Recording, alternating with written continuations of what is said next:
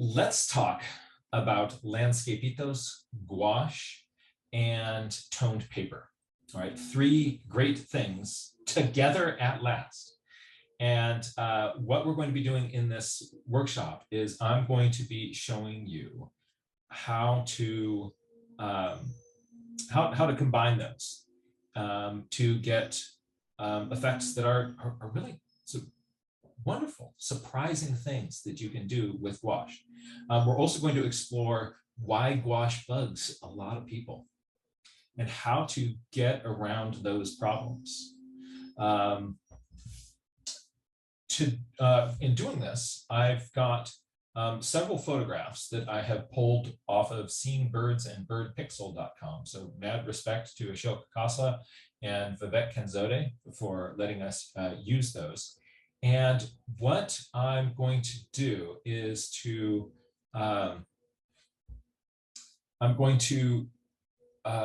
first we're going to take a poll.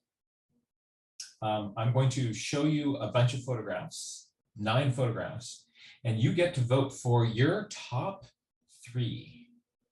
The ones that you're like, oh yeah, if I were out in the field, like how would I approach doing that? How would I approach doing that on toned paper with gouache?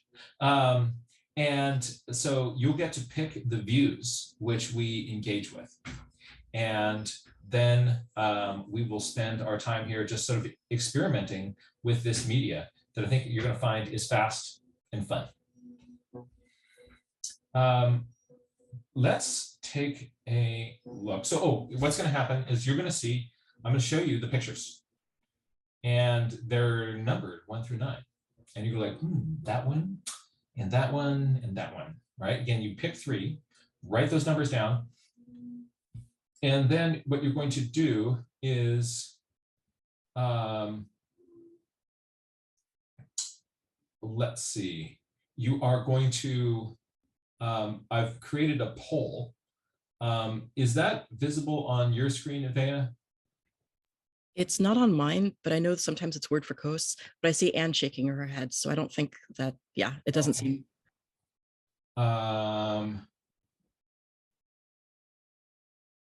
Relaunch poll.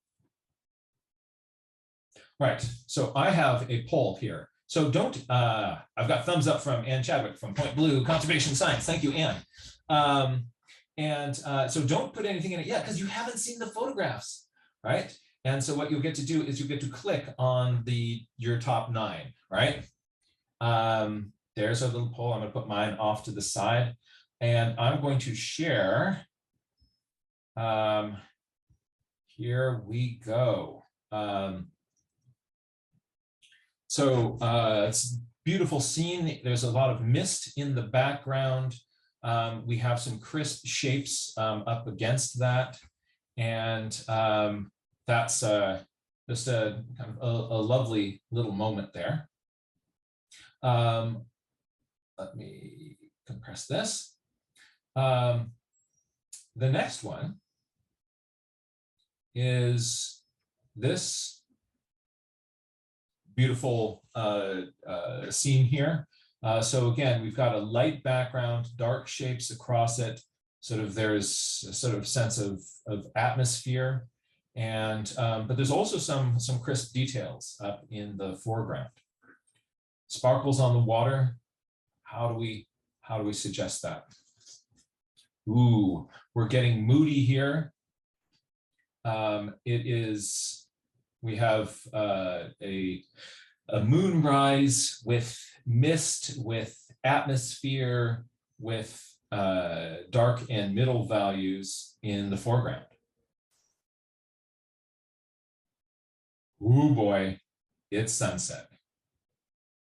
So we've got a real contrast between dark and light. We've got several different textures going on. There are these clouds against the blue and orange of the sky, and also reflected in the water down below you. And how will we go about, how do we approach that?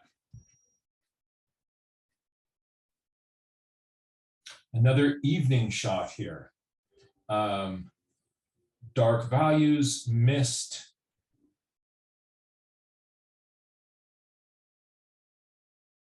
a mountain stream. We have dense, deep foliage. Everything's covered with moss. There's also a stream that is babbling along in front of us. All the pictures you've seen so far have been by Ashok Khosla from his website, Seeing Birds. The rest are from Bird Pixel. Ooh, look at that. All right, so here's this beautiful natural arch. We've got crisp blue sky. We have this warm arch before us, paler background, less contrast back there. Another view of, we've got this sort of transition here of blues, purple, orange in the sky. This is a phenomenon called the belt of Venus. We'll talk a little bit about that if we choose this one. And then there's this crisp tree right up against that. And you really kind of get a sense of depth and that bright moon coming up. Here is a chilly morning looking out across the playa. Sunlight just hitting the ridge to your right. And soon it will be down on you, making the valley that you're in incredibly hot. But right now, you've got your jacket all zipped up. With your numb fingers, how would you paint and draw that? That is number 9. So I'm going to go back through them so you can see them again. You get to pick 3. Here's 9, 8, 7, 6, 5, 4, 3, 2, and 1. Make your choices now.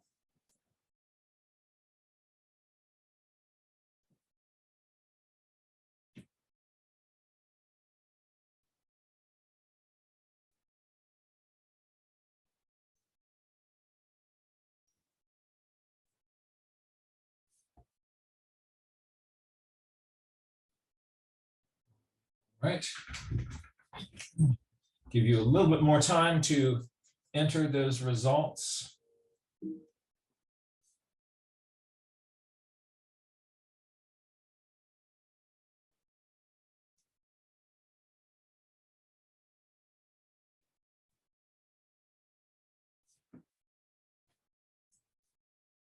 And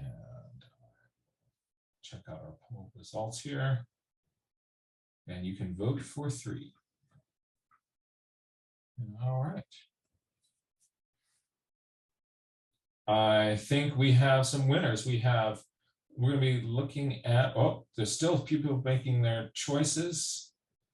But number 2 and number 4, sorry, number 1, you're a lovely treat. But people like that heron. Those ones, and perhaps number 6.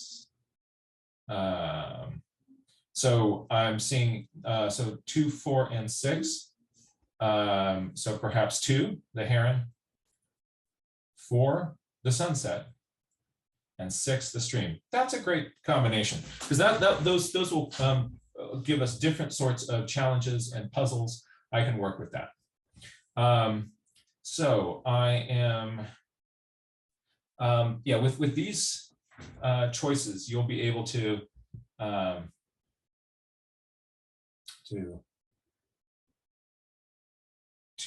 play here. Let me just bring up a few things on my screen. You're going to be able to see the photograph on one side. So let me tell you a little bit about gouache paint and what it is. Actually, first, let's talk tone paper. So tone paper is paper that is toned. It can be brown. It can be gray. Which is better? There isn't a better one. They're both cool. I'm going to be using a sheet of gray toned paper today, but that doesn't mean that it is the right way or the only way to go about doing this. The brown tone paper kind of gives you kind of more of a warmth in your pictures. The gray is more of a neutral thing. And the nice thing about toned paper is that you can put dark stuff on it and then and actually use that color of the paper as sort of one of the values in your picture. And then you can put just with, say, a graphite pencil and some white, you can, bam, get a big pop in your work. It's a lot of fun. So it's easier to get values because you can also add in the whites and you can add in the darks rather than trying to make whites by leaving space around things and putting dark all around them. So that's useful. Gouache paint is very much like watercolor. I have a little kit of gouache here that I'm going to be using, and I've squeezed this out of tubes and put it here into this. The colors of gouache that I use, if you notice, everything here is kind of pastel and light value. So, and I'll be explaining why I do that. I use this in combination with my regular watercolors, which you can see have lots of dark value stuff. What I generally do when I'm putting down a dark value is I use this palette. If I am putting down a light value things, I can use my gouache, but I don't use gouache for dark things. And the reason is gouache acts really weird. When you put it down, it will seem brighter than when it dries. And if it's dark, when you put it down, it'll appear darker than when it dries. So the darks dry lighter and the lights dry darker. Thanks, right? So you get everything just mixed, that looks just right on the paint on your page, and then it dries and it does this value shift. And everybody's like, thank you very much, gouache. The other thing that it does that drives people up a tree is that gouache paint will re-wet, reactivate when wetted. So if I have painted an area and it dries, and then I go over that with a damp brush, that paint becomes liquid and move aroundable again. And if I want to move it around, that's great. But if I was done with that, now I want to do something on top of it. And when I start kind of brushing around with that, the paint, like let's say I've got some light value gouache and I put some dark stuff on top of it, I start moving that around. What's going to happen is my white gouache is going to start to bleed through the other paint I put on top of it and reactivate. And so that can be really frustrating. So to get around that, I do all my dark value stuff with the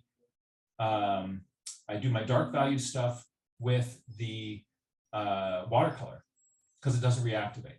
And it also, when I put down a dark, it's going to dry dark instead of lightening as it dries. And then but for light value things, I will reach for gouache. So part of my solution to the gouache problem is just to use a light value gouache palette, which means that I don't have to take as many gouache colors around with me in the field. I have a previous, about a month or so ago, we did a workshop on gouache where we sort of showed people how to make this palette.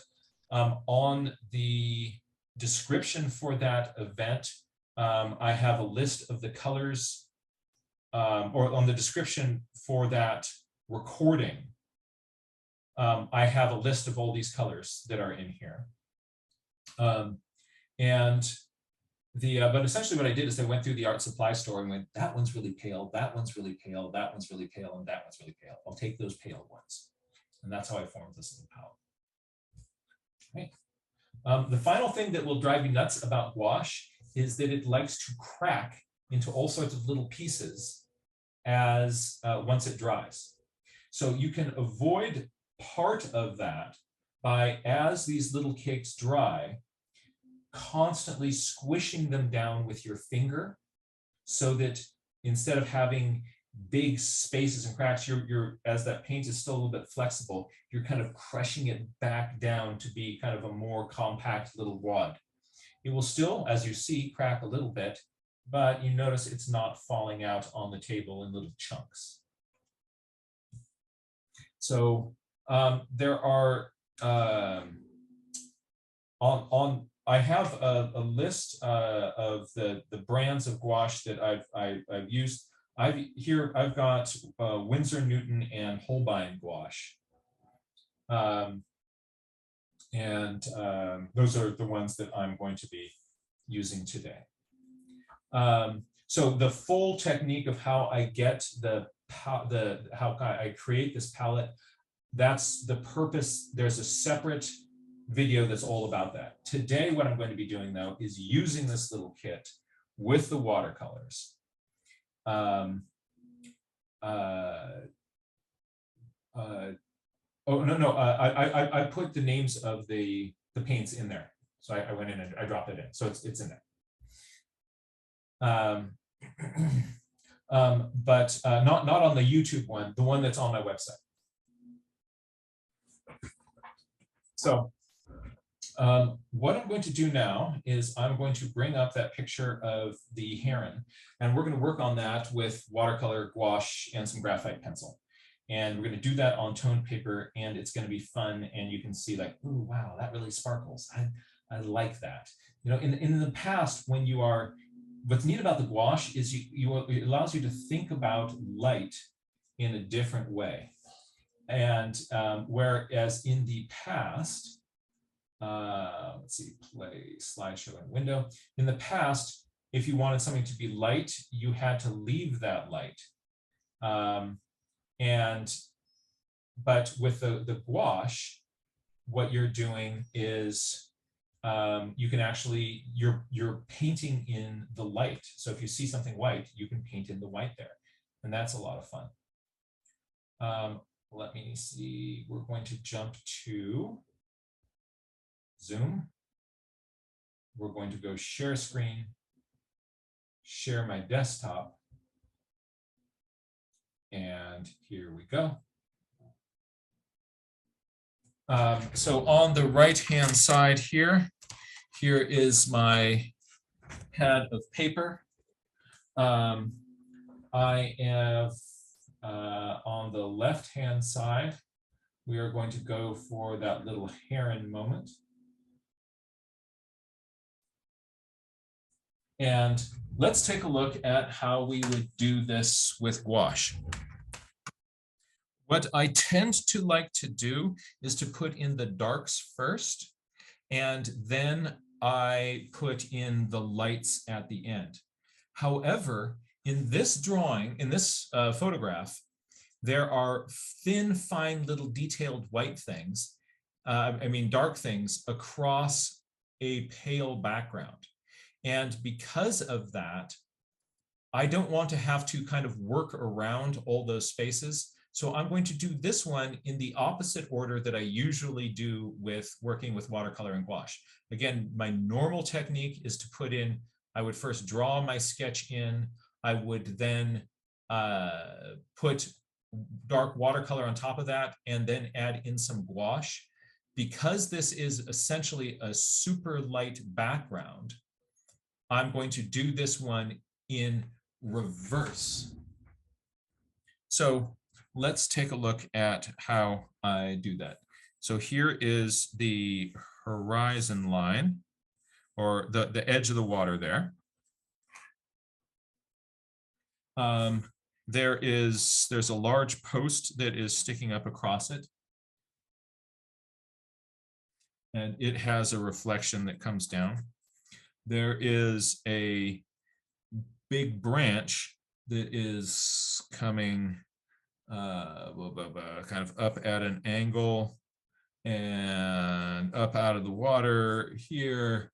There is a heron standing on it about in here. And So I'm giving myself initially just a light. I think I want this to be a little bit longer here, make for a more interesting composition.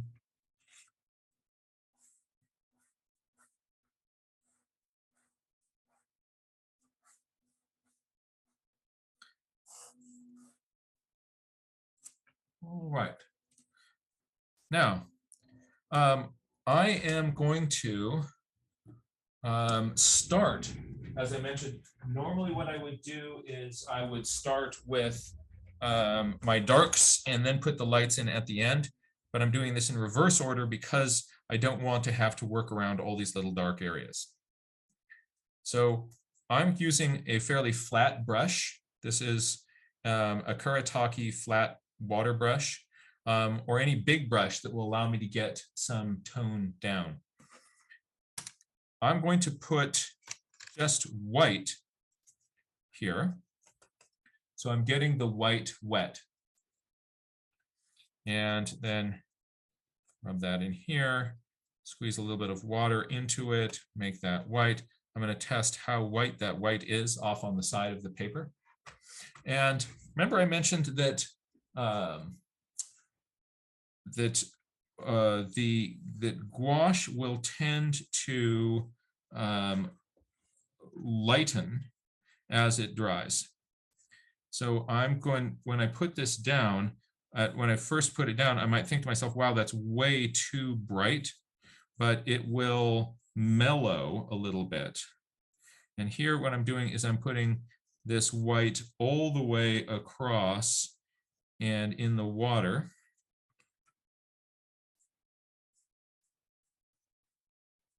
And I want to get an even coat of that all the way across.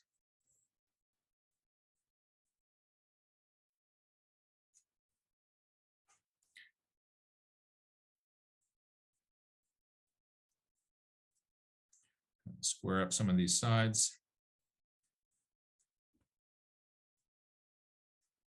Now, now what I'm going to do is put the sparkle on the water. For that, I'm going to let it dry just a little bit. If I'm out in the sunlight, this dries pretty fast. But here in my studio, it takes a little bit more time. And so I'm going to use a hairdryer here.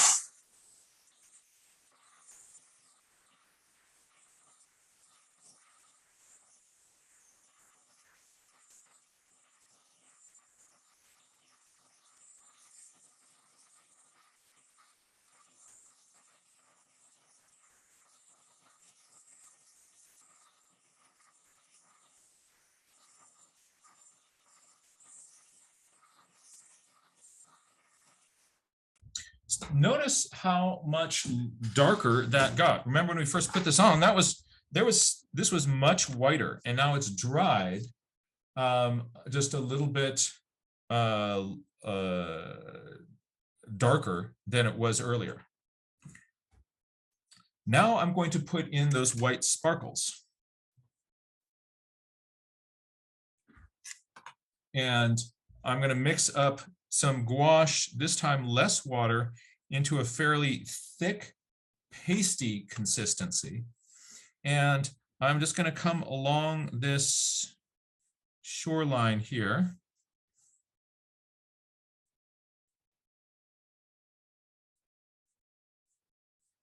And put in white, or not along this, is that the shoreline? Yeah, I guess that is the shoreline. This distant water with the light shining on it.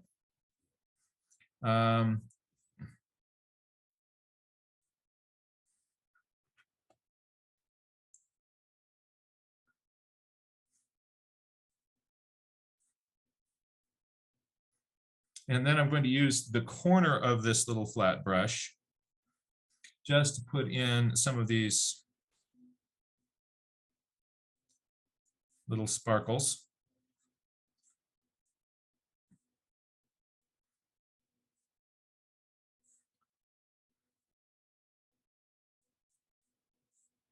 places where I put in them in as lines like that will help people read the water surface as flat.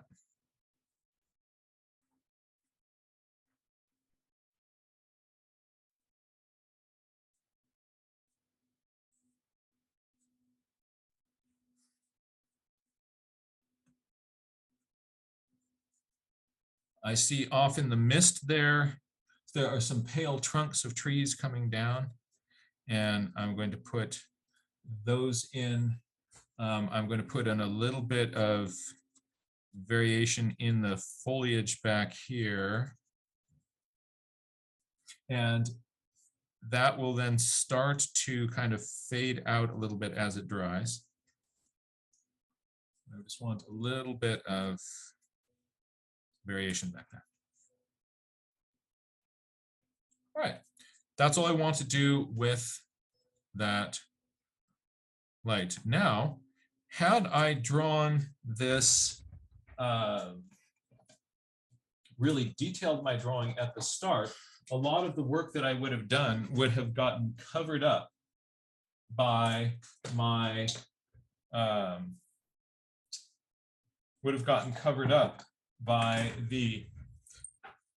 the gouache. But I didn't spend a lot of time doing that, so I'm not worried about having really lost stuff. Now I'm going to put in this log that kind of comes down, and I'm kind of giving this line intentionally a little bit of line variation. So you notice in some places it's a heavier line, some places it's a lighter line.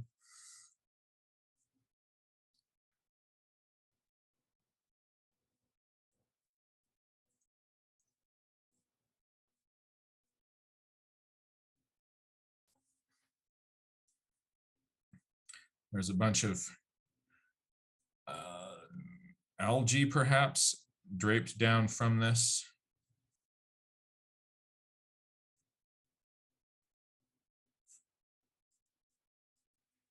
Put dark in there. There are other places where there's more of that algae that hangs down, and it makes a mat of algae along the water surface here.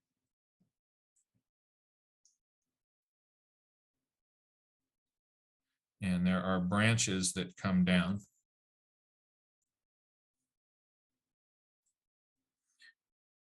So I'm not algae strand for algae strand matching what I have, but this gets me close enough. I want to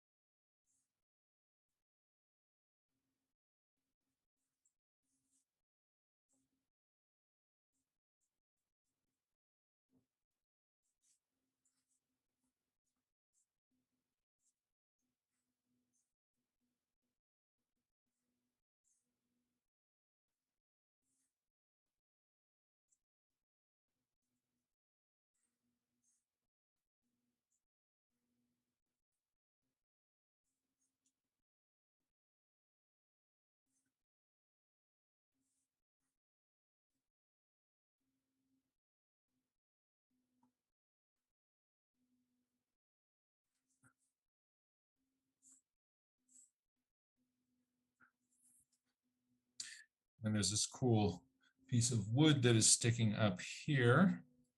And on the right-hand side of it, it has a little step out.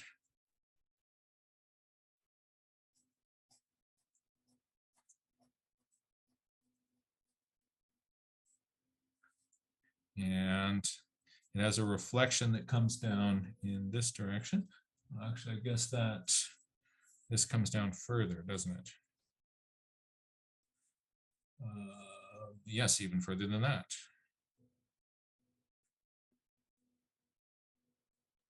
Glad I caught that now, rather than partway through the drawing. And lastly, I'm going to put in that little heron. I want to keep this little heron crisp and clean, because that's going to be like this. If there's something that's sloppy on this piece of wood over here, everybody's going to be looking at the heron. This wood's going to be okay. So it's got a neat sort of bump of its folded up neck.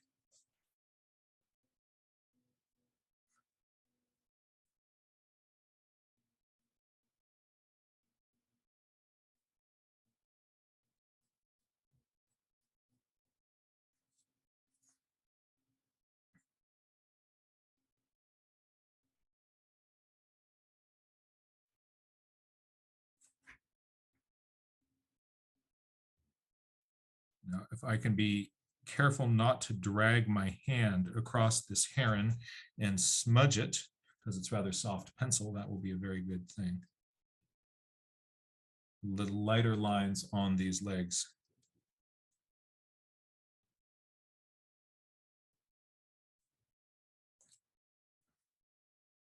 But the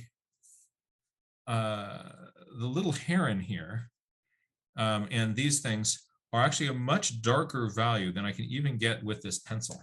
And that's where the watercolor is going to come in like a boss. And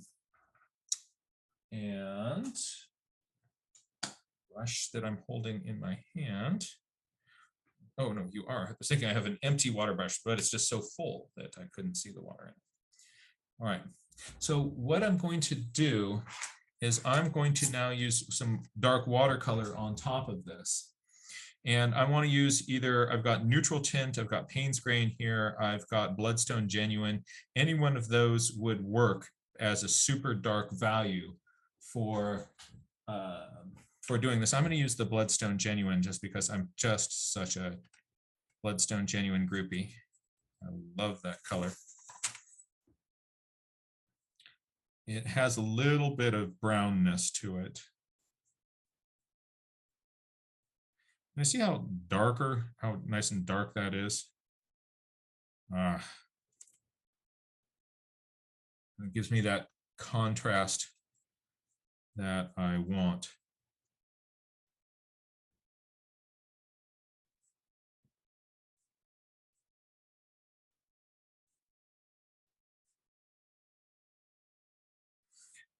When I'm drawing in these little branches and things, I support the side of my hand on my paper so that my hand does, if you look at my hand, notice there's a slight tremor in it. But that's why when I'm painting, I'll often rest the side of my hand on my paper. And I'm just going to drag the tip of that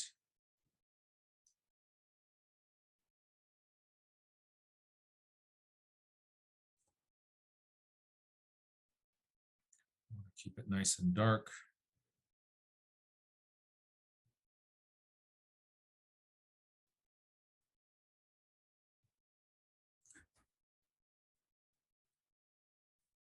We have a question here. Yes. Does the pencil block the white from mixing with the watercolor? I don't know. That's an interesting thing that I've never really thought about. I love that question, and I don't know the answer. Yeah, could you do something to create sort of a resist to keep that gouache, that pre-painted gouache in place? So I'm painting that little heron just all dark. And so now I've got really nice contrast.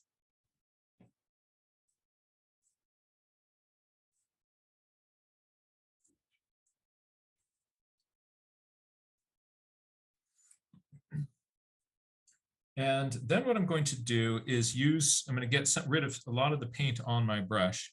So I've just got a paler version of it. And I'm going to fan the tip of this brush out. And I'm going to make some downward streaks from these points here. Maybe I think I need that to be a little bit darker. Not that dark. I'm glad I tested this off on the side.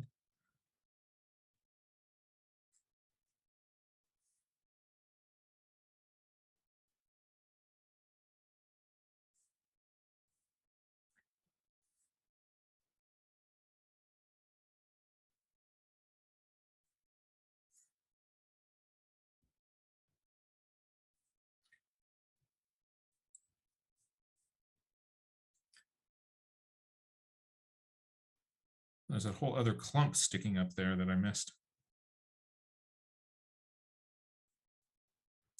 Maybe I can put that in now.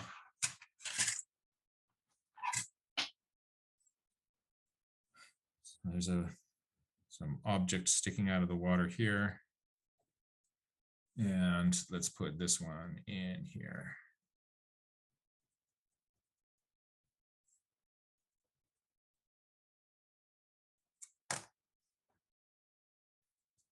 Get those all nice and dark.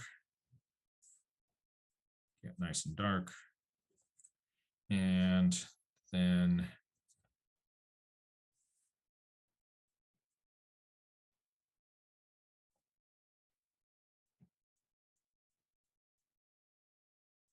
reflections are always vertically straight down from the object that is casting the reflection. Now, I'm going to go back to the gouache. And this is going to be really, really fun. This is the point where you're going to be going like, ooh, I think I like this gouache. Because I'm going to come back in here, and now I get to be light. Now I'm going to think I'm light. So I'm going to just mix up some thick white here. So very little water added on the tip of the brush. Just sort of slightly damp brush tip so that when I make marks, they will be more intense. And what I'm going to do is come along the edge of this and put in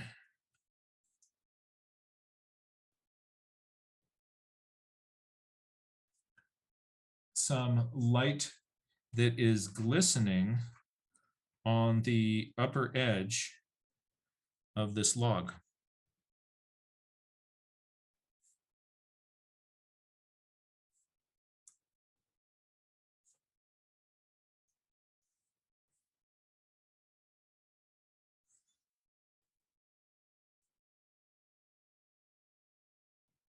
And in some places, there's this wonderful yellow-green moss that is lighting up as well. Actually, first, while I've got this white on my brush, I'm going to make a few of these little guys brighter. And I'm going to bring some little highlight marks into here as well.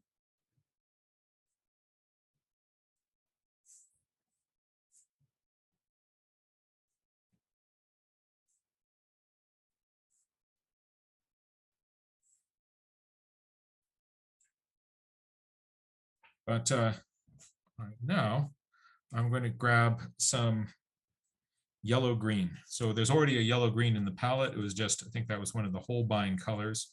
I can mix that with some green here, mix that with some yellow that is up in here, not this yellow, because I want to keep that yellow clean.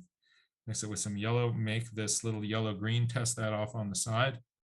And I now get to place it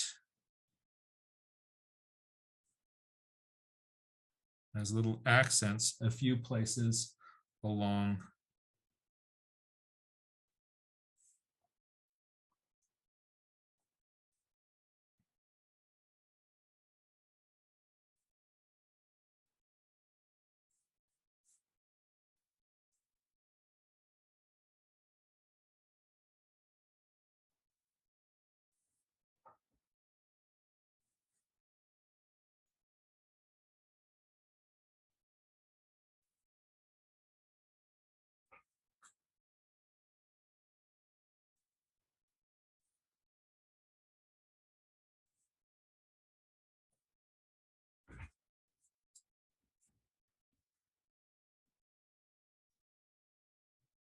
and because it's opaque, it really pops out.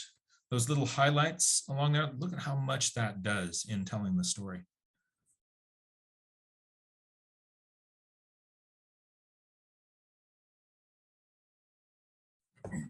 There is a gouache study number 1.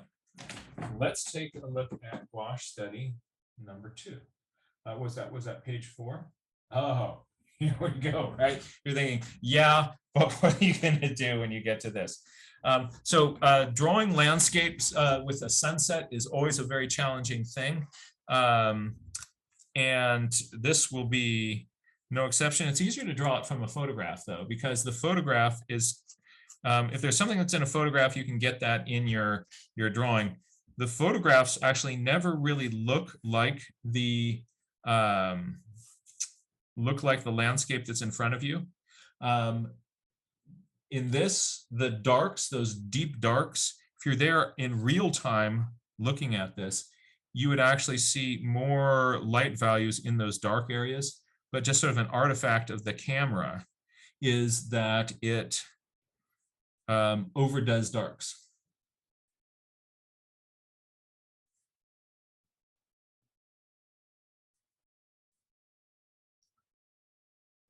All right, so I'm starting off just by blocking in, oops, we're off screen, blocking in so the shape of this little landscape zone.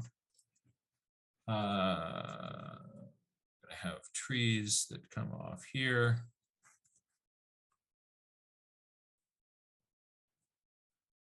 I think I want more sky. Yeah, I'm definitely going to want more sky than I was giving myself.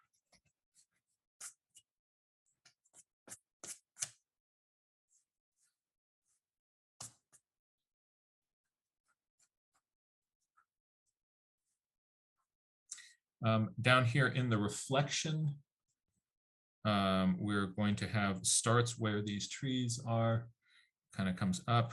So this little clump of trees is going to be reflected here. This clump of trees here, vertically down from that. I want that to be below that. And then we're going to come off here. Okay. So notice how dark those darks are, and the reason it feels like those clouds are glowing is because there is a because there is such a that high contrast with that ground. Now, not thinking about this as sky and not thinking about this as water. I just want to think of this as areas of color, areas of color. And I'm going to try to put those in. And you're going to see that when I do, I can move things around a lot more.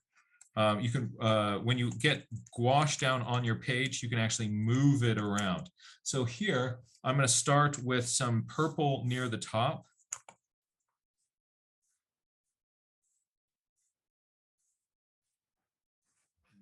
Whoops, wrong way. Purple's near the top. Okay. And then that's going to come down.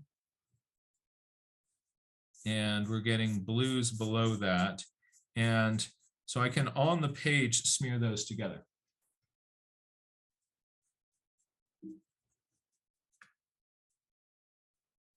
And then my brush is starting to run out of paint. I'm going to go get some white. I'm putting some white gouache to get this lower sky more pale. And I'm smearing that around. And then I'm going to bring this blue down into that pale a little bit. Mix that edge. Maybe blend that purple down into it a little bit more. Notice I'm not doing anything with those pink clouds. What about the pink clouds? Don't worry, I have not forgotten the pink clouds. And then I'm going to put orange into the sky down here.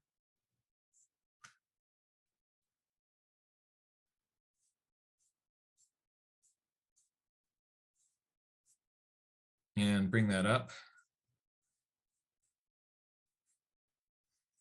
And maybe a little bit of tang of yellow in it. Oh, that's looking a little bit too garish. I'm going to get my, sort of try to lift some of that out.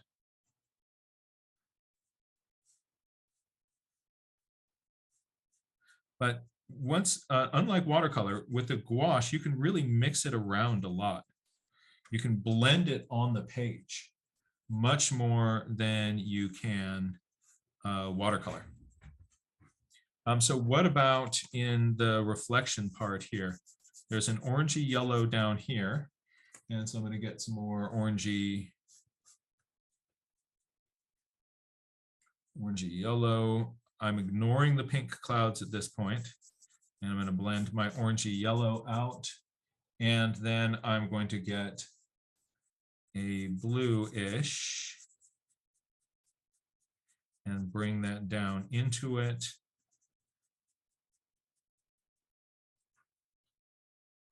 And that's not quite the color I want of blue, so I'm going to get a little bit of watercolor, and I can mix my watercolor in with the gouache, no problem.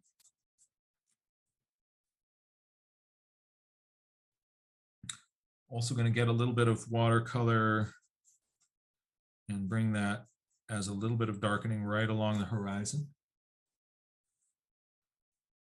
Some of those lower clouds there. And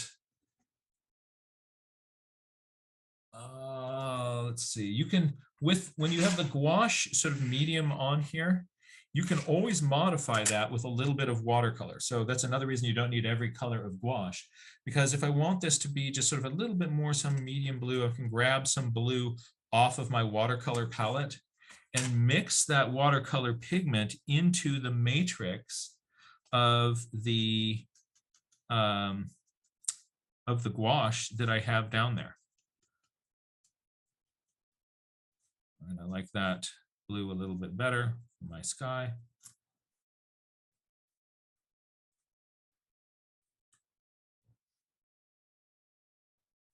Now I let it dry.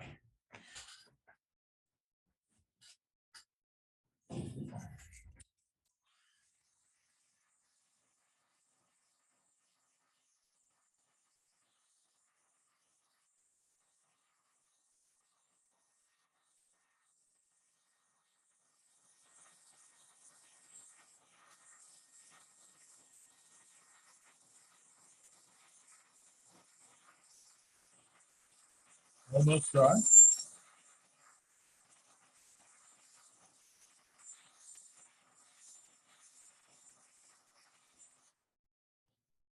When you look at some of these colors blending together, it really shows you one of the things that is very nice about, like, look at this purple blending into blue. Isn't that nice? I mean, that is something that gouache does very, very well. Again, all I did is I had a big kind of glob of purple straight out of the palette up here. I had a glob of blue that was straight out of the palette down here. And so you can paint those on. And then what you do is you just bring them together and you kind of just wiggle it back and forth and you get your blend.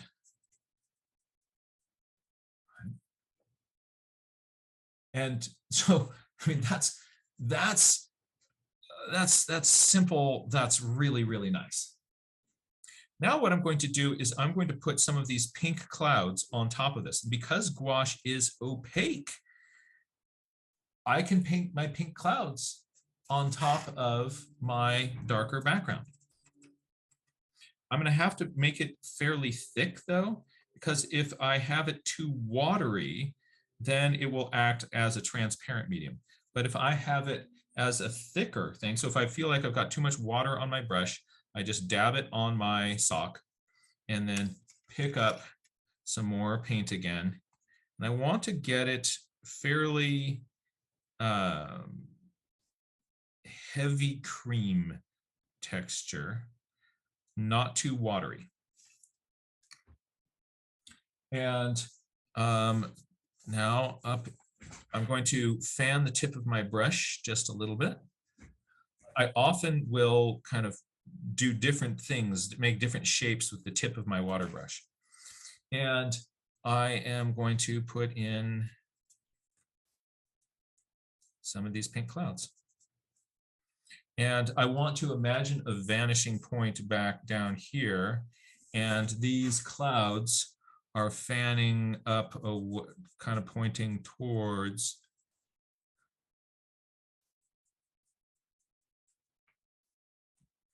some little vanishing point there. I mean, isn't that, it's really nice to be able to put this light value opaque thing on top of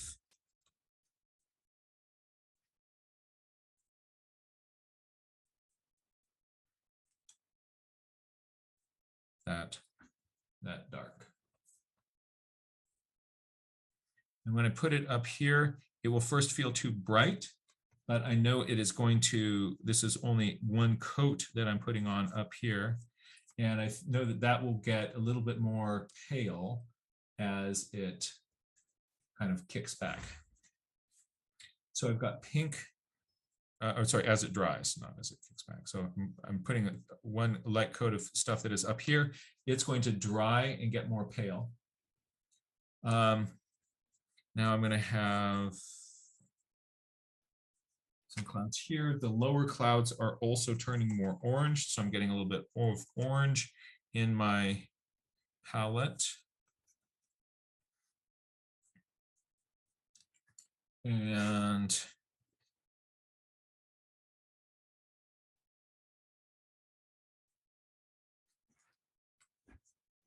let's put some of those in the water.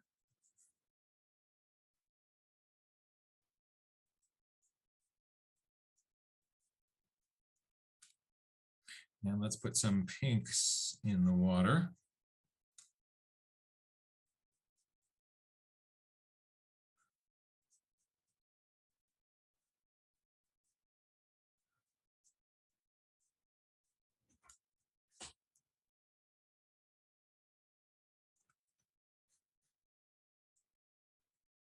And now magic happens. And what the magic is putting in the dark of the beach and the trees. Right now, the sky, to me, doesn't feel particularly luminous. It feels kind of dull. And the reason is that there's no real contrast. What's going to make the sky feel luminous is if there is a really dark thing adjacent to it. So I'm now going to put in the beach and the trees there. And this time I'm using a little bit of neutral tint mixed. So got some neutral tint on my palette, and that's mixed with, this is now going for straight up watercolor, can mix that with a little bit of the Bloodstone Genuine. I can bring in all sorts of other dark colors. Here's some Indanthrone Blue, put some of that into it.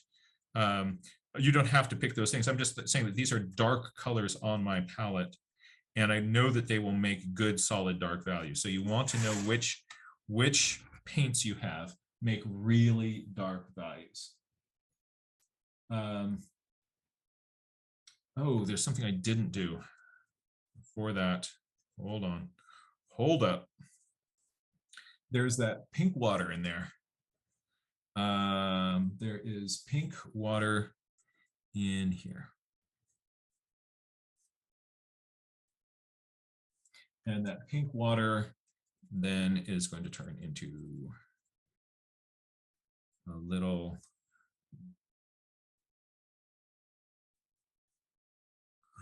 gray water coming in this way. So there's my water, pink to gray. Now, I go back for my darks.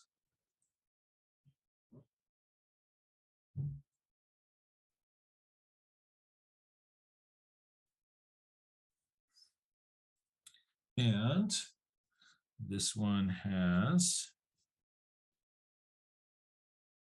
I'm going to fan this out as I often do. As if I do fan that out, I may be able to make sort of more of a kind of broken edge of that tree line up there.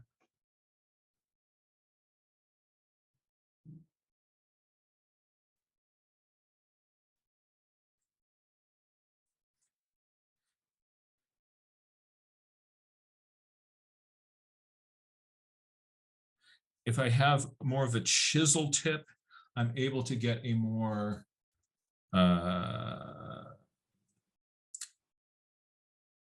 variable looking tree edge.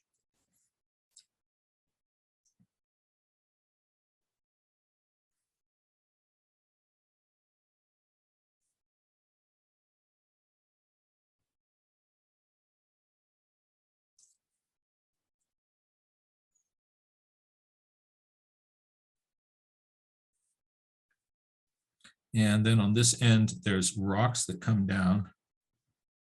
There's a straight edge along here.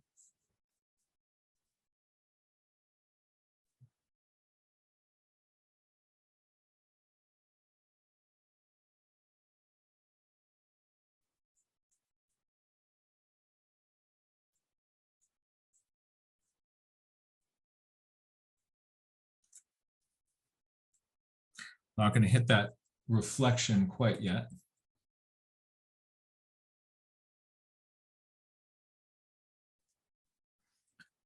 I'm going to give myself a straight edge for my beach.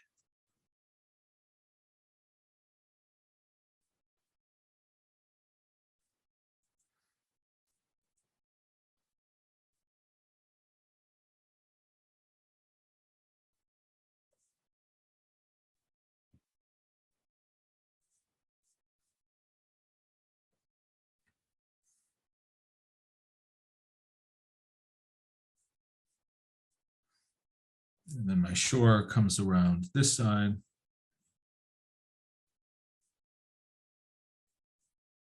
Sometimes I'll draw in just the bank that's closer to me, and then I can fill in behind that.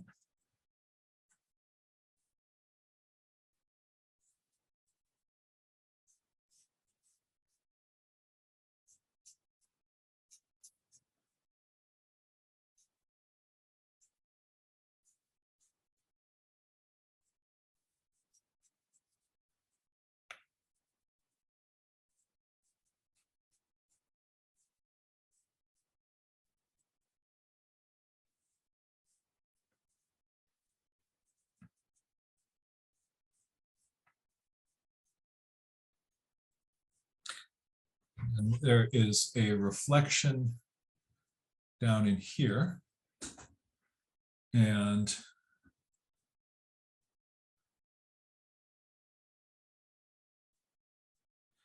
as I'm doing this reflection, I'm going to try to make my strokes vertical. If any of those strokes end up showing up,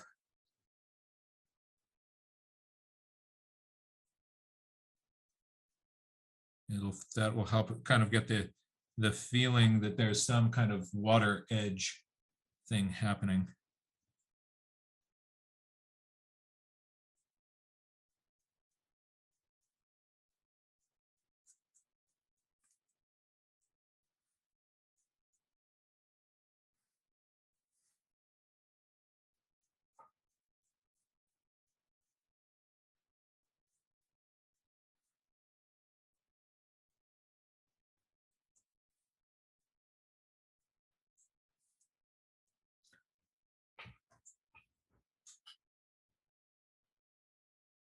Now, something that's different than a photograph in real life is that if you were there in real life, that beach actually would not look black to you. And that's that distant area here, you'd be able to see some color and things in that. Here you were looking at more just sort of one of the limitations of photography. But I can overcome that with my naked eye. So I can actually see more values and subtleties in the rocks and things that are in front of me. I'm going to just put a little bit of that in with gouache, imagining what it might be. I'm imagining that there's some, rocks and texture and things. So I just mixed up a little bit of gouache, and I'm going to put that in, some of that in the foreground here. That's some purple color.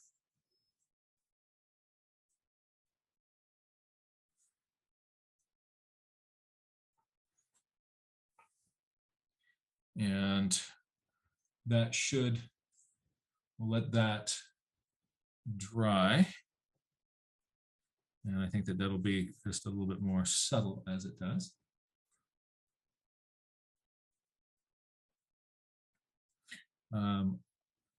Put in a hint of some color.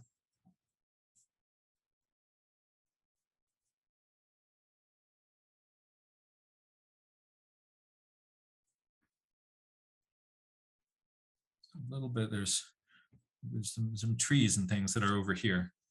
And I'm putting into these darks just a little kind of hint of some variation with my gouache.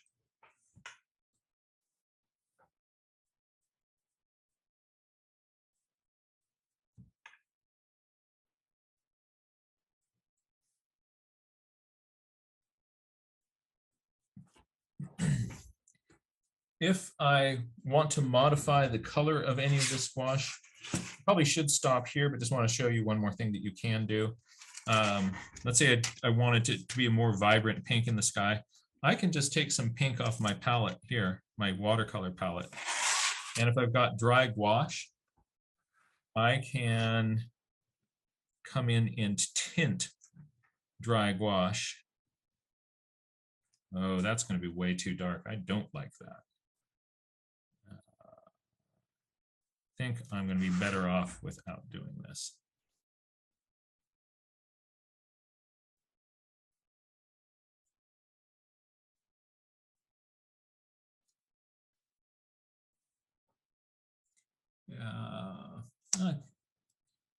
Put in maybe a few little shadows under some of those clouds. Yeah, it was better before. I'm going to cover that up, back up with some pink gouache.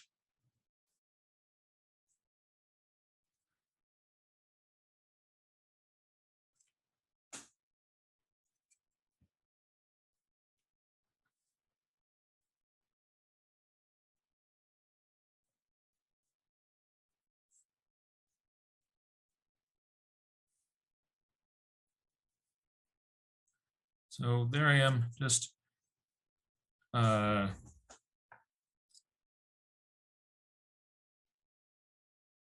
this is an approach for this sunset view.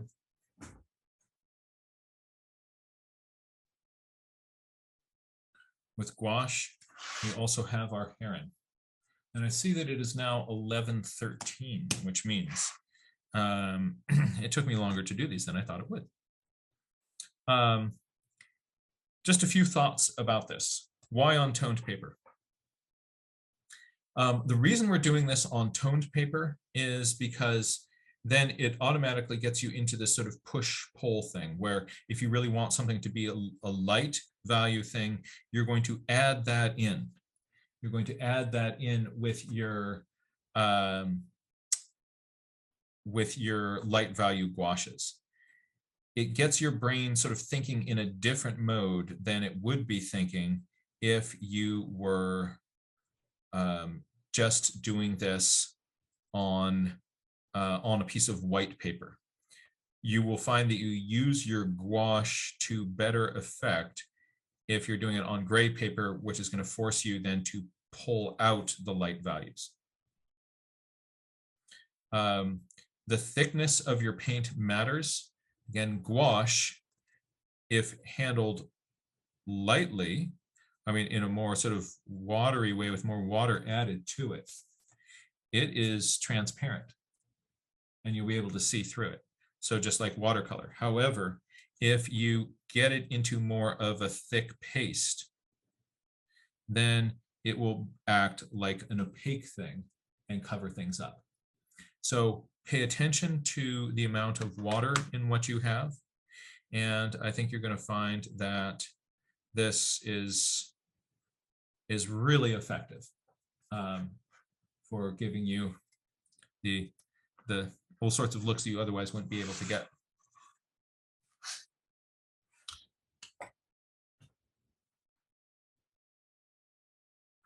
I don't think we have time for that creek. Maybe what we'll do is we'll do that little creek view in maybe perhaps an Ask Jack session. We can play with that. But I hope that this was a useful look at how you can use gouache in what you're doing. Actually, I'm going to show you one more thing. I'm going to just take 5 more minutes and just sort of do a start finish fast landscapeito in that time, right?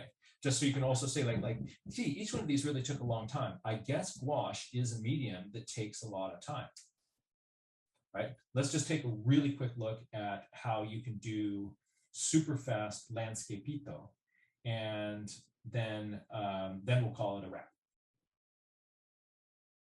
Right, here we are. And so I'm going to do, here I am I'm down in this valley. I can see these beautiful kind of granite cliffs coming down out here. And in the foreground, there's a line of trees that goes across the edge of the valley.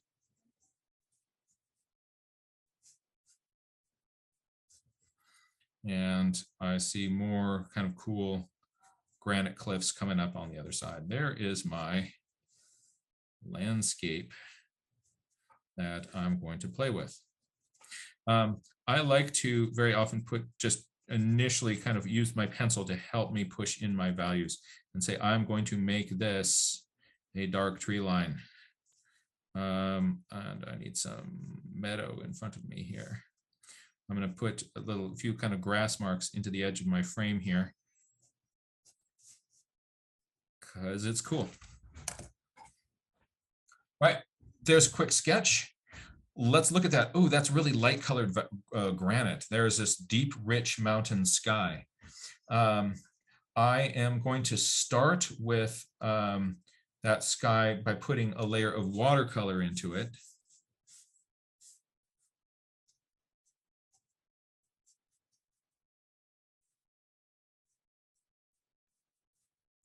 And I put that down. Oops, I went over my mountain there. That's too bad. What will I ever do about that? Well, we'll find out. So there's some blue in my sky. Now I'm going to get some gouache, light blue here. And I'm going to put that into the sky here. Blend it out with that watercolor. Again, watercolor plays very nicely with gouache. They will blend into each other.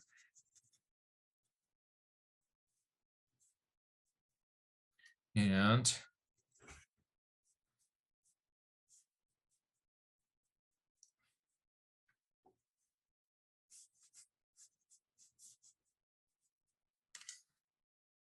the sky gets paler towards the horizon. I'm going to grab some white gouache and I'm going to dump it down in here. And then I'm going to just soften that edge by kind of mixing it around. Ooh, look at that sky now. Right. What about these big white pale granite cliffs? I'm going to get some yellow brown and a lot of white. And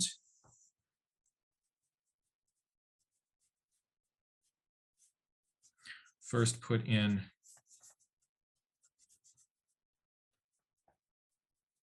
one quick top coat. I'm then going to lighten it. Look at what are the areas. I want to squint at it and say, where is the sun really, really hitting? Where are the lightest parts of that? Well, this whole face here, that's going to be really light. Okay. What about this here? That in there.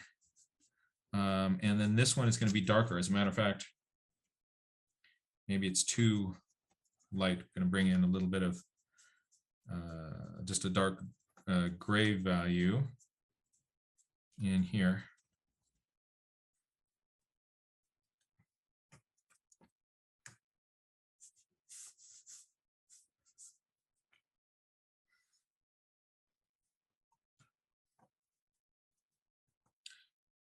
I put in some brown gouache. I'm putting in some white and then smearing them together.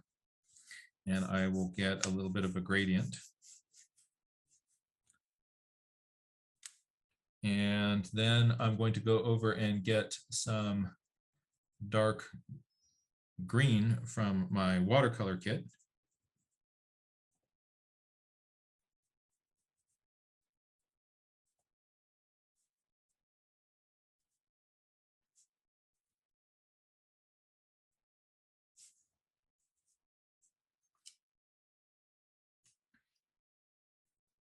I think, you know, remember I mentioned that the light value ones, they dry darker. Look what happened with that sky. There used to be that great white area back here, but as it's dried, that really kicked back. So I'm going to push that back a little bit more, just drop a bunch of white. Look at that big white smudge kind of going into there, and then soften that out and blend it in.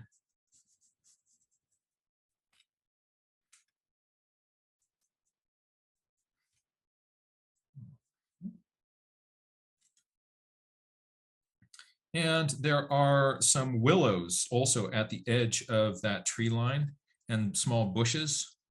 So I'm going to grab some light green here and just kind of put some of those in at that forest edge.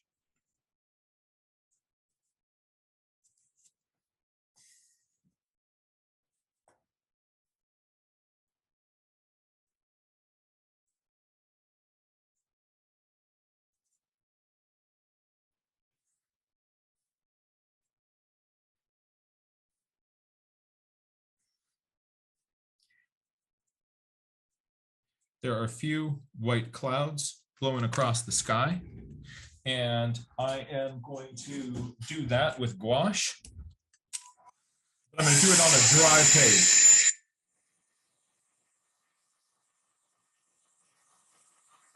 And the reason that I'm drying it before I put these clouds in, I'll let the noise die down.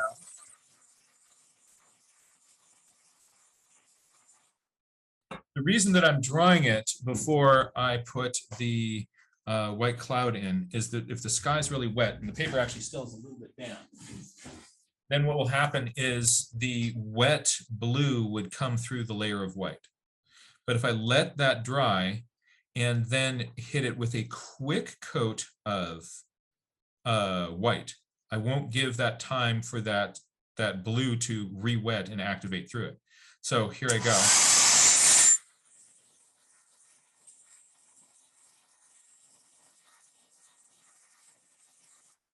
It's now dry. So I can put in, remember, distant clouds are going to be smaller, larger clouds are going to be closer to the top of your painting.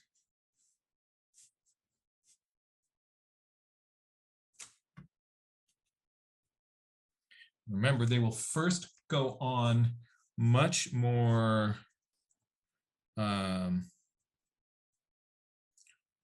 much brighter than they will dry.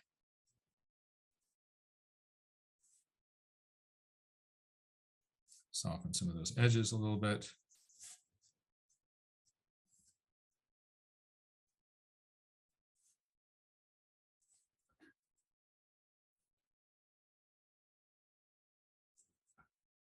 So there was a little Landscapitos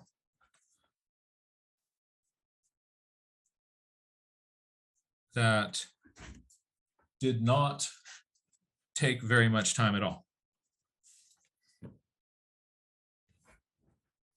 For the dark, I used watercolor.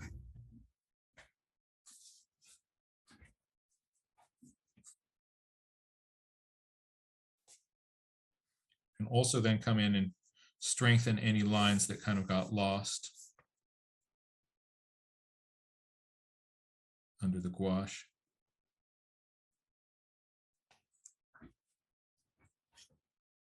And there's a little gouache scape.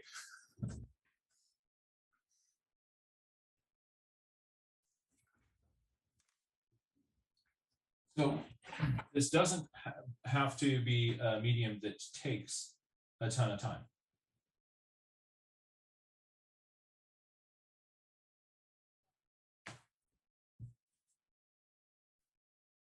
Landscapes, tone paper, and gouache are your friends.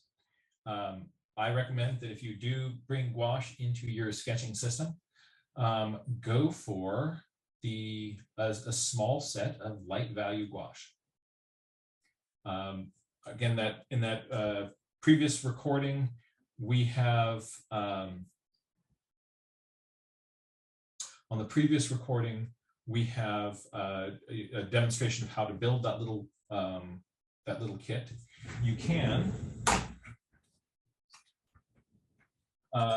just take a little Altoids tin, and you can make those into little gouache kits.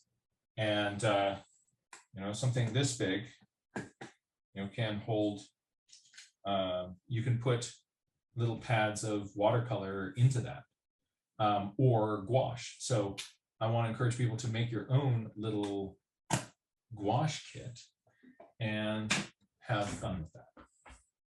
So let's start by, if there's anybody in the community that would like to either share a gouache thoughts, or has questions about what we were doing here, let's start with that.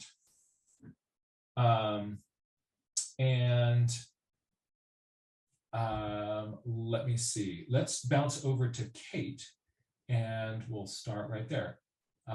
Kate, you can now unmute, and it's good to see you. Hey, so I've been taking some classes through Royal Island School of Design, and they require to get some gouache. And the first stuff I created that, or this isn't the first, but it's one of the better pieces. I used it just like watercolor. Oh yeah, yeah. Which is kind of fun because then you have the freedom to layer on stuff for this. I want to be very sort of opaque. Oh, that is really cool. Let me get rid of my screen, so we're going to make that one bigger, because that is really fun. Yep. Yeah, I'm trying to think if I've got anything else. I've been doing, well, shoot, I can detach it from my drawing board. Just been doing some studies. Oh, nice. I'm trying to pick something to just kind of work on every day. I've had some interesting stuff through my classes, which has really pushed me to learn more like technical Your stuff. pencil and brush miles are so inspiring. Oh, this is really Thank you. fun. And have you hit this with fixative? I have not. I don't have any I got to fixative. warn you about that page that you just showed us. There's a lot of sort of soft pencil stuff going on there. Within a year, this page is going to be smudging onto that page.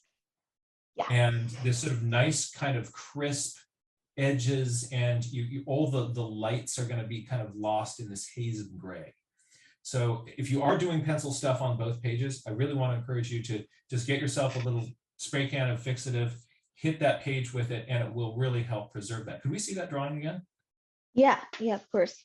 Now I was thinking of doing that. I just needed to get that done for homework quickly, and so oh wow. And look at Kate's contour shading on that, on the base of this, on the little vase that is holding these plants here. Notice that you can it's follow that plant behind right there. Yeah. That really helps us visualize those changes in angle. That's cool. Yeah, so I've got a couple other things to show you. Well, it's just homework. Been working on birds, trying to follow up on your thing of you can learn to draw birds semi-professionally in a year. Yes. So holding you to that, this is since November. I think there's improvement. Oh, this is cool. And also nice lost and found edges on your birds here also. Just sort of, in addition to those looking like really solid bird shapes, I'm seeing that the edges of, you're doing interesting things with your pencil line, instead of like there's one hard line all the way around the piece. Oh, whoa. So these are field notes from, I went into Skagit Valley with my sister to go look at the tundra swans and snow geese. We only saw the tundra swans, but we ended up meeting this photographer. Does anyone know of Roy Corral? He does stuff, well, he's done stuff for National Geographic and Forbes, but he's based out of Alaska. And we ran into him and his friend there, and they let us use all their fancy birding equipment, which was fun. But yeah. That's really cool. Oh boy. I mean, some of those poses we're seeing, those are just held for a moment. Right. So when you're, let's say with the feeding swan, what's going on in your head as you are kind of initially kind of making your marks there? You pet the swan. So you're doing the pet the swan thing, and Yeah, or just try and I also have some much less refined ones where I kind of just practiced figuring out what they were doing with the movement before I committed to harder lines. So that's a good idea. yeah, That's a good idea. So you're playing with it, getting the angles, and not being Yeah. afraid to put marks on paper, and then you can refine those to those. Right. I mean, I think the best thing that I've done is just force myself to put more and more on paper. Last night I did some botanical studies. These are just in watercolor. I've got a manzanita here too. Really cool. This was what you did last night. This is what I did last night when I should have been sleeping. I was listening to the biography of Diderot and painting plants. So Listening to the biography of Diderot and painting plants, you are living your life right. I like the choices that you are making. I think I should not have been doing that at 4 a.m., but you know. Oh, yeah. So yeah, about that. So I want to encourage your pencil miles, but something that that is really important for all of us is that the sleep ends up being a really important part of our brain development. And if you're trying to learn things and you're avoiding the sleep part, it's in that sleep part that your brain is able to sort of rest, reorganize the neurons, sort of strengthen the channels that you've been making. If you skip that part, you actually make your learning process take longer. Also, when we're sleep deprived, it radically impairs our thinking about all sorts of things. So we start making other bad judgments.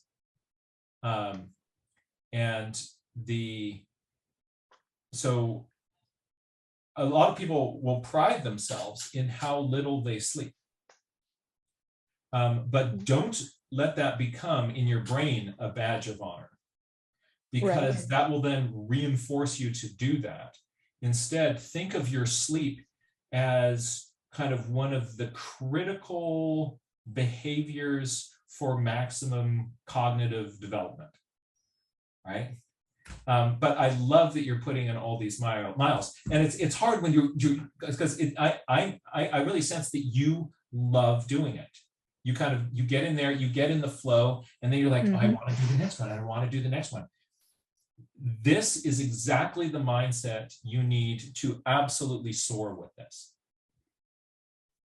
Yeah, and that's the thing why I can see myself doing stuff like this career-wise, is because after I'm doing the Rhode Island School of Design assignments, I'll go, oh, I want to do the paintings that are for me, instead of just the homework ones. And then I continue on, which was different from other things I've studied where I'd shut the book and go, oh my God, I'm done, you know? Right. Yeah. This is exactly the path to become a master illustrator. Yeah, well, that's the goal. So, and you've been very instrumental to that. I'm just delighted. I'm just delighted. You know, looking at the stuff that you were doing there with those swans reminded me of some sketches in Keith Brokey's book, One Man's Island. And I'm going to see if I can find it on the shelf over here. I'll be gone for just 1 minute. And I think that you'll like some of the studies that he was doing of swans. So I want to I want to see if I can find Keith Swan. So I'll be back in just a minute and let's see if I can find this. Keith, where are you, buddy? One Man's River, One Man's Island. Yep. Return to One Man Island. No, that's not it. One Man's. No, come on. That's not the. You know, help me out here, Keith. Life.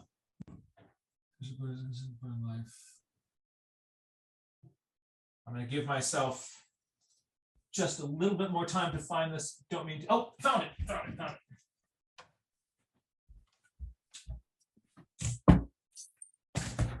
Oh, I don't know who E is, but in the chat, there's a question about what kind of pencil helps with drawing good small point.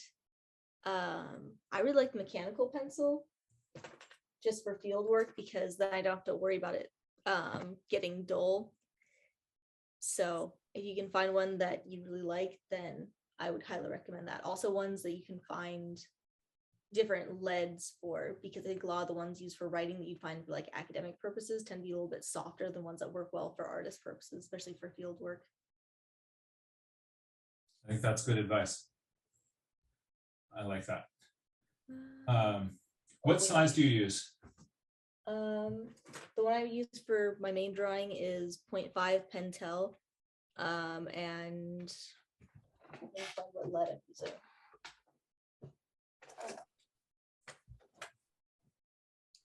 Okay, I have 2B and 2H. So I've been kind of switching back and forth depending on how soft I want stuff. That's a good way to do it. Like, you don't need all those different things, but having something that'll allow you to punch your darks and go lighter when you want to, that's really useful. So Kate, check. We want to check out Keith Brokey. I think that this person's style will kind of resonate with you. Oh yeah, let's see. All right, so here we go, and let's go to .cam.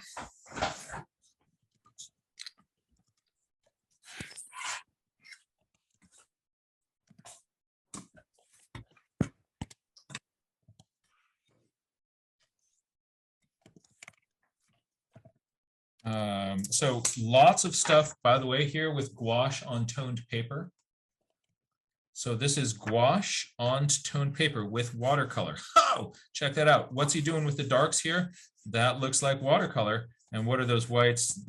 Ladies and gentlemen, dear friends and listeners, that would be gouache. I mean, where are those swans? I think the swans. No, the swans, are they not on this island? Are they in? Maybe I don't have the swans in this one. I will. Oh, wait. Maybe they're in. That's river.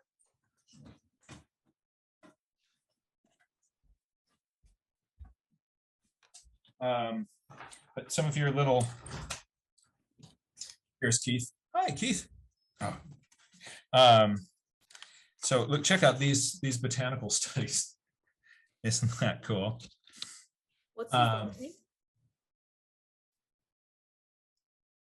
Oh. And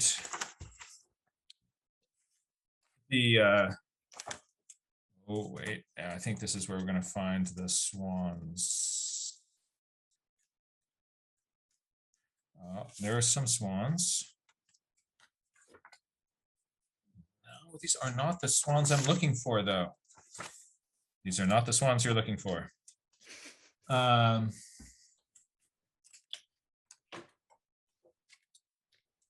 is that Scott?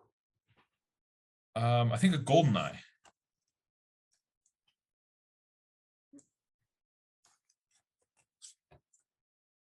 Yep, golden eye. And where is there? He had some of these just pen drawings of swans. Well, here's some pencil drawings. Here are some pencil drawings of swans.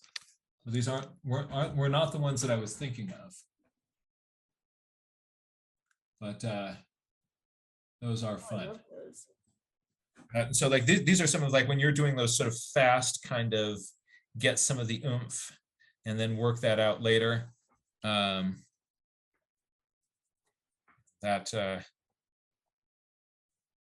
kind of resonates with that. And here is sort of more of a finished watercolor study of those swans. Jeepers. But I want, and here you get like, look at that sort of, here's shaking and ruffling feathers. Ray Bonto, that reminds me of his work, right? Like when he kind of gets those quick little moments, catches that posture, and then can refine that or refine that even more. But since we're just sort of talking also about kind of gouache on toned paper. That's what you're looking at here. These are gouache with toned paper. Look at that, just with a little bit of white on the tummy. A few of those little whites. The rest probably done with a carbon pencil. Oops, I'm off the page.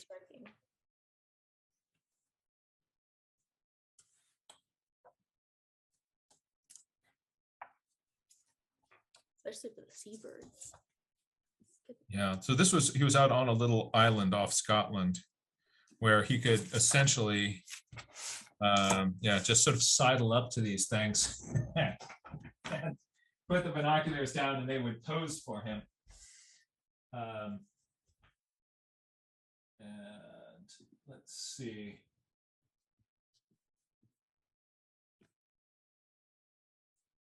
Oh, this is where it was. Okay, never mind.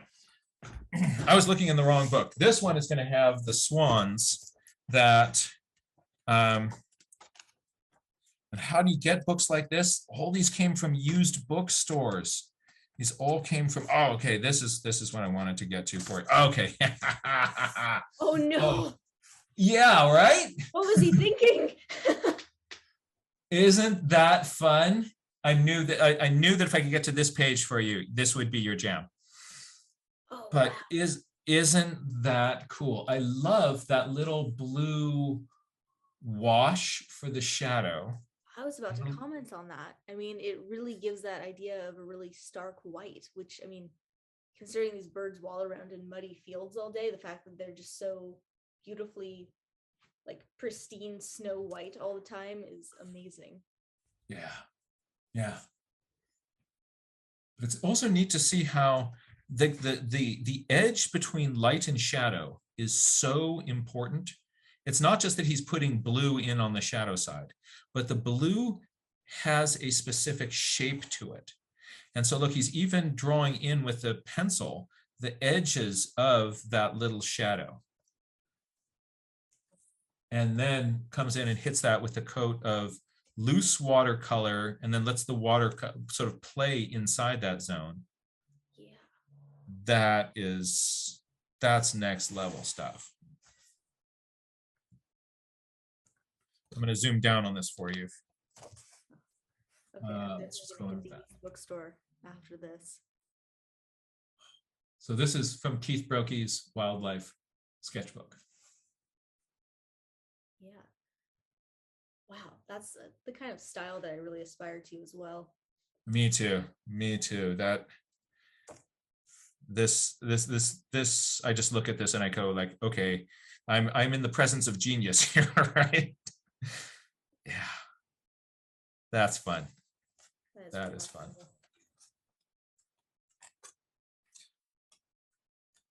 So yeah, these books by Brokey are they're filled with pages that will give you inspiration.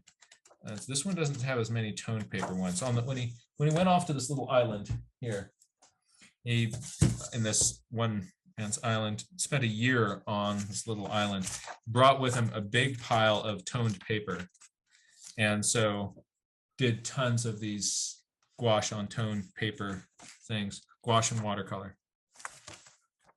Oh, look at the fish. That's so neat. Yeah, the iridescent colors in there. Yeah. So not using iridescent paint. So that's just regular paint, but going purples into blues and then interspersing that with these little highlights. We really get that sense of that we're looking at iridescence.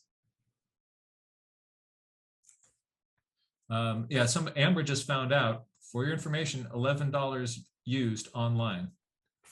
What's the name? This is Keith Brokey. Brockie.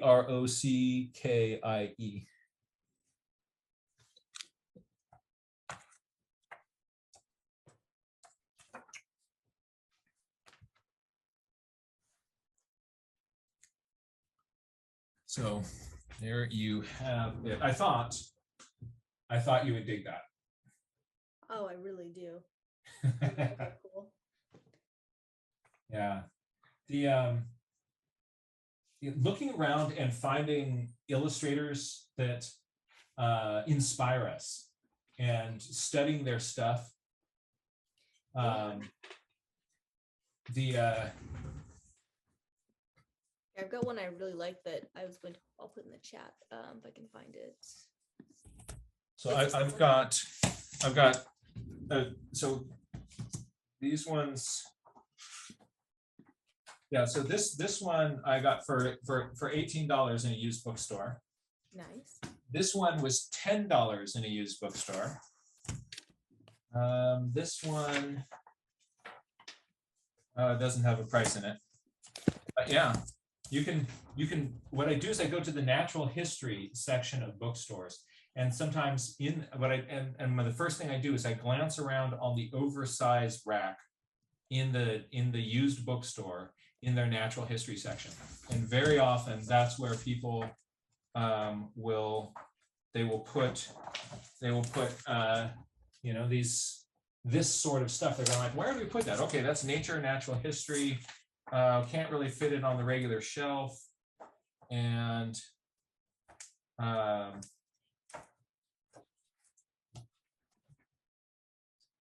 then you can, what I'll do is I will look at these pages and say to myself, all right, what,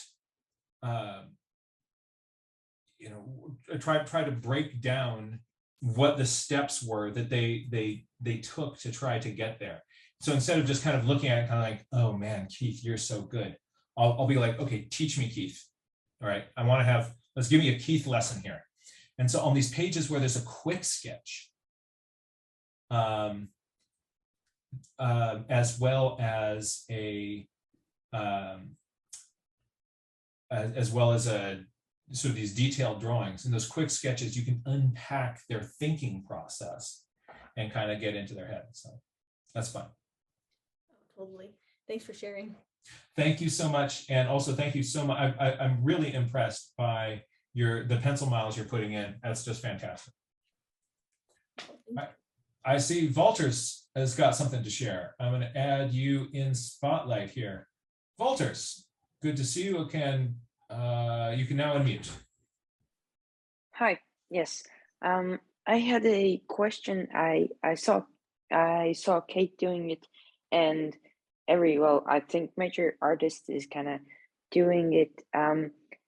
They draw kind of without like the proportion, like in a bird, we draw first the oval for the body and then the head, or in that, but they just go at it straight away. You know, they started by the beak and then go. And how do you get the proportions? Is there a trick? But probably experience. I tried it once.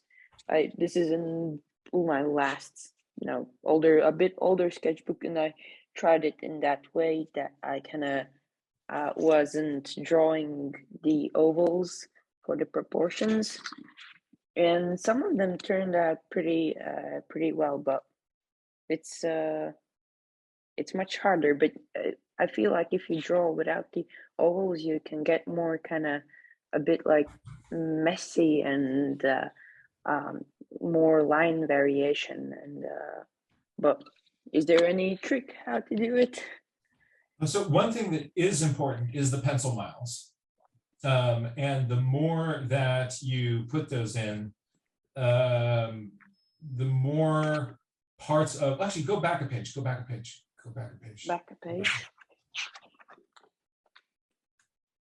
Oh, I love those head shape studies on that.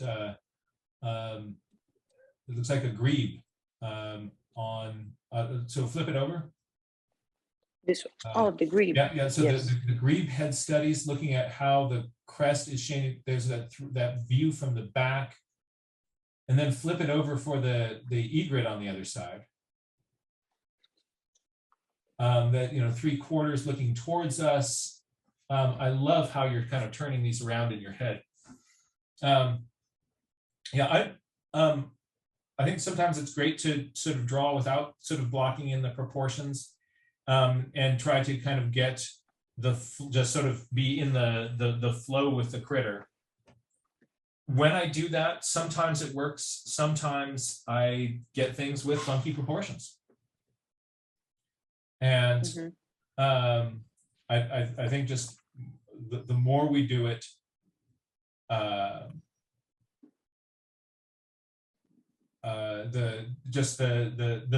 better we get at it. I was thinking that there's no trick. It's just pencil miles and practice. Yeah, a lot of practice. Keith, not Keith Brooke, I think that John Busby probably does just a lot of things where the pencil hits the paper and he goes. On some of those, I can see some kind of construction lines. On a bunch of those, it's clear that you're just like sort of flowing with that moment. Yeah, with birds, it's different also for me because I feel like I could draw a shrike and a plover pretty easily without the kind of proportion ovals, and because I just see it pretty often and I know the shape, and so I kind of can go straight away. So yeah, probably practice makes perfect. Or practice makes perfect. Makes permanent practice. And permanent perfect is not our goal, right? So there never will be perfect, and so give up on the idea of perfect. Everything is practice towards the next one, and there's no destination where you get there and then you're perfect, right? It's always going to be, you're always going to be evolving. Between this book and this book, Keith got a lot better. So you look at this and you go like, wow, dude, you're perfect, right? And then you kind of go like, oh, hey, Keith, you got better, right? Just because there's a bunch more pencil miles between this book and this book. And that's true for all of us. Yeah. Cool. I had one more question. The little kind of mechanical blue or violet pencil you use for like the beginning of the sketch, what is that? What's the lead? So it is this is a 0.5 millimeter mechanical pencil, and I put into that let me find out the type of lead that I use. Pencils, here we go.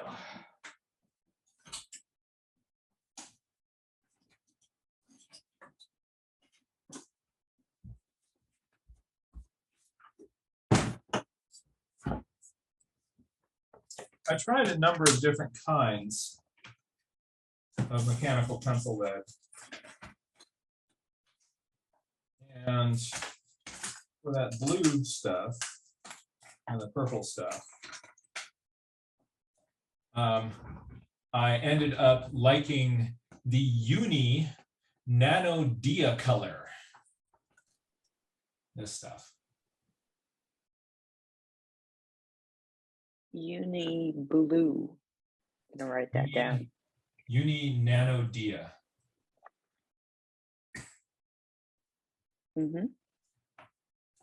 And so I got that in purple, and I got that in blue. Here's the purple version. Yeah. Okay. Thank you. Absolutely. Oh, and Jack, let me know when we should do the John Busby. Oh yeah, I owe you an email. Sorry for not returning, replying to that. I've been trying to do too many things, I think. It's okay. But that's fun. Yeah, there's but just sort of keep in your head the idea that we're not moving towards a destination. We're moving into a process. And the more that we do it, the more that our brains are going to wrap around this. And because that also, if you're thinking like somewhere out ahead of me is perfect and that's where I'm trying to get to and I'm not there yet, then that's also kind of leverage for our fixed mindset part of our brain to kind of start beating us up and kind of not making the moment less pleasurable. So we want to sort of enjoy whatever is kind of happening on our page with what we're doing now, and know that by doing that, we are progressively also moving ourselves into greater connection with whatever it is that we're looking at in this process of drawing. Yeah. Is the windsurfing going well? Oh yes, it wasn't windy for 3 weeks here, but now it's getting windier again, and I have training coming up, and everything's kind of clicking back into place now. That's great. That's great. Well, be safe, have fun, and keep those miles going. Those windsurfing miles, it's the same thing, right? There's no perfect.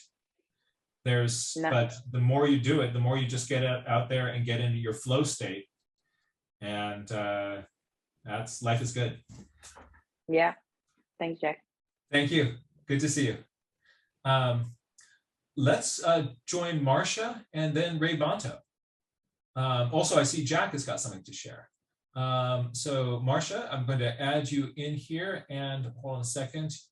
You can now unmute. Okay, well, quickly, because I know we're running out of time. The things today need a little more work, but I wanted to show you. Oh God, the sun is shining. Let me see. Oh, but we can see the part in the shadow. Ha. Oh, putting that dark tone behind the gull was brilliant. That really pops the whites of those feathers out. Yeah. And you also used restraint in the shadow areas of your gull, so it still feels like those are white feathers with a shadow instead of gray feathers. Mm-hmm. So really good decisions there with handling making that white pop. Well, thank you. You've really inspired me. I showed you something at the Bird Festival a few weeks ago, and that was fun. So now I'm going to be taking more classes. So thank you. Oh, that's fun. And also, folks, notice the effect of, we've got a loosely handled wet and wet background there, where the colors are blending smoothly into each other. It gives you this sort of smooth, vibrant surface. And then that contrasted with the precision of the feathers. And also, hold it a little bit closer to the screen. Let's take a look at the shape of the feathers right around its eye. Right? So she's been really careful right in here. Those lines indicate the direction of all the little feathers. And very often this is the eye of the bird is a place where the viewer's eye gets drawn to. So just a little bit of detail right in there. And the entire bird feels detailed to us.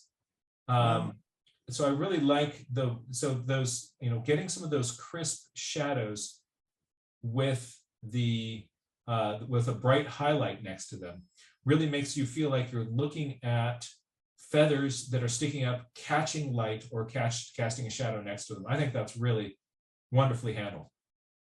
And the bird seems to have quite an attitude there on this expression. No, it looks like it's got gullitude.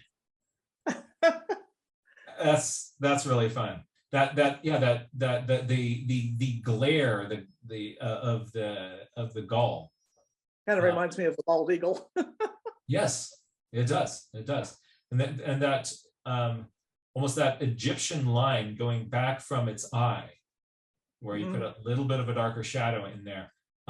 Gulls have that. They've got that ridge going back there, which that's wonderful. Thank you. That's really cool to see. Thank you so much for sharing that. Sure. Let's join Ray Bonto and then Jack, and then it is time for lunch. Let me just check something for one moment really quick. Actually, I'm going to have to bounce in just a moment. So Ray Bonto, we're going to drop over to you quickly and then say hi really quickly to Jack. I'm afraid I'm going to have to leave in just a moment. Ray Vanto, good to see you. Oh, we need to allow you to unmute. Hold on, so my bad. You may now unmute. Oops. Let me try that one more time. Now you may unmute. There you go. Yeah, so I don't have my watercolor, so I decided to use watercolor pencils instead. Ah. Underneath and then using the gouache over them. Oh, look at that. There's really that dark value. I really get the feeling of a reflecting smooth surface of water right out there. Ha ha. That's great to see. Yep. This was done with watercolor pencils. Wow. That's really cool. Yeah, and as for the pigeons and stuff, well, Yes. the park has lately been very clouded. No, I mean crowded.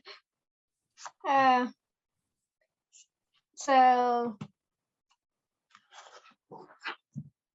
I decided to have a look at the meadow.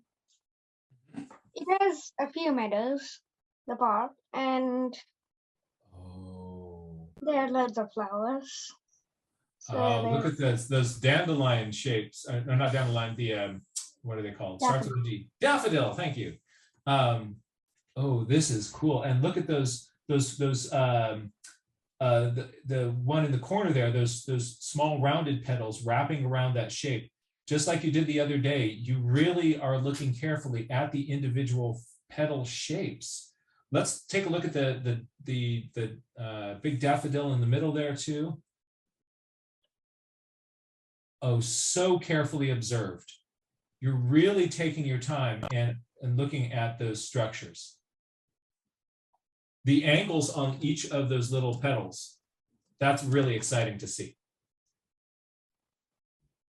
yeah, and I found this very, very strange little thing, like a huge branch covered with alternating little sort of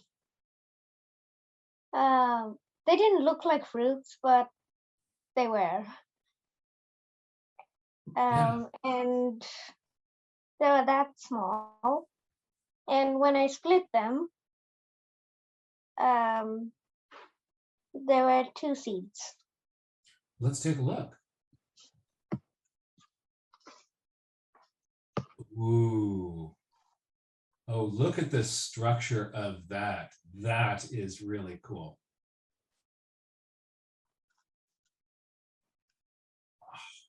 Your pencil just, you really are describing the forms of these things so clearly to me.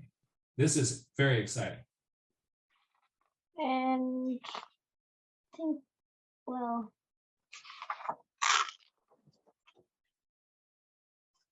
yeah, I was going to sketch the daffodils, but I decided to look around and I saw 9 thrushes.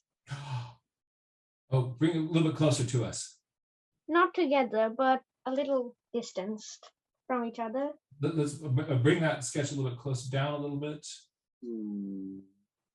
Ah, yes. Look at that thrush. Absolutely. Really nice structure. I really like the way you simplify the pattern and the form. And the patterns on those are really complex. And you've really got that described very clearly.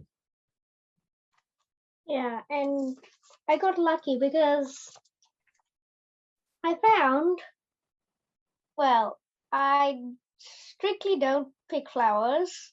Mm-hmm. But luckily I found one that had been broken off, so I decided to dissect it. Oh, great. That's such a fun process to do. And look, oh, you're even showing your hand for scale there as you take this thing apart. This is really fun. That's such a great exercise to understand the flower parts. What do you think about that, Ivea? The this botanical dissection here. I am loving it, especially all of the arrows pointing to where things are, like the ovary, and then it looks like you said ovules and all of that. Just yes. Yep. Oh, really, really cool. Yeah, the artist in me is saying like, I see, I understand the form, and the biologist in me is going like, oh, you're making sense of these structures and understanding where they are and how they fit together. That's really exciting to see. Thank you. Thank you. That's so cool. So Jack, we've got just a moment. I'm going to bring you in. Good to see you. And hold on a second. I'm going to, for some reason, when it's just your video there, it makes it hard for me to find the unmute button. There we go. There we go. Good to see you. I'll be quick. So it was weird. I went outside to journal yesterday, and there were flower buds everywhere, and it's still cold here. Like, it's been weird here. It's like this weekend, it's supposed to be 60. We had snow the other day. It's been very weird. So like these past weekends, it's been like in the 60s, and when it snowed at night, it was like 18 degrees. So it's been weird, and I think that's been fooling the tulips and daffodils. So they're like, oh yes, they're coming up, going like, hey, spring's here. What could possibly go wrong? Yes, very cool. Ken, with your, I notice, I wonders, and it reminds me of being really deliberate and intentional about that to, oh, and you're even counting the number of sprouts that you're seeing. Oh, what a good idea. What a good idea. and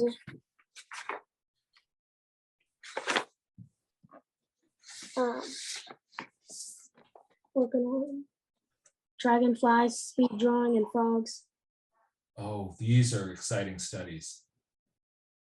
Yep, and it's the way you're sort of thinking three-dimensionally about these forms is also going to just catapult your drawing ability forward tremendously.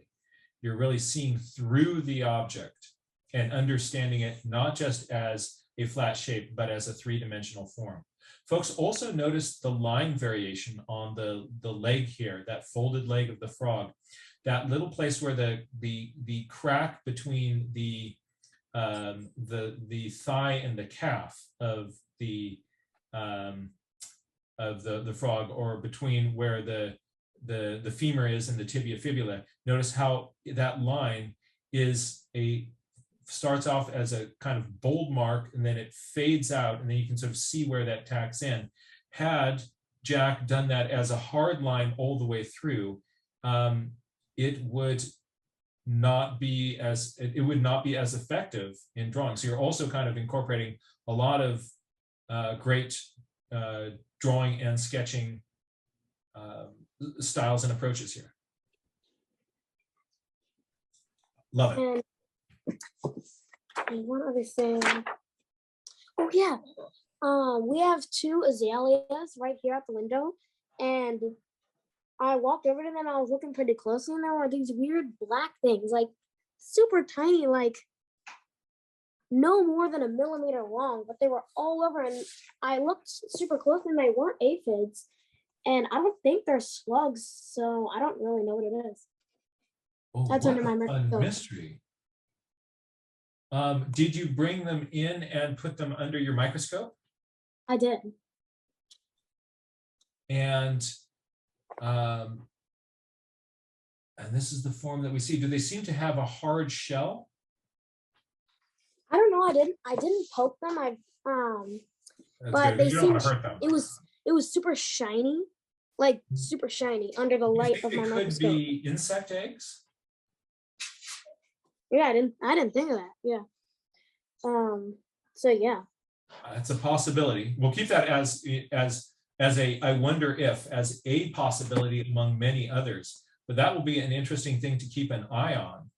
It might be neat to take that little that leaf, put it in a little jar with a secure top, and watch it over a period of time and see if anything hatches out of those. If they do, then we know, yeah, it was eggs. If they don't, we can go like, well, that's evidence against the egg hypothesis. That's cool. Thank you so much for sharing that. Great nature journaling pages. Really good to see.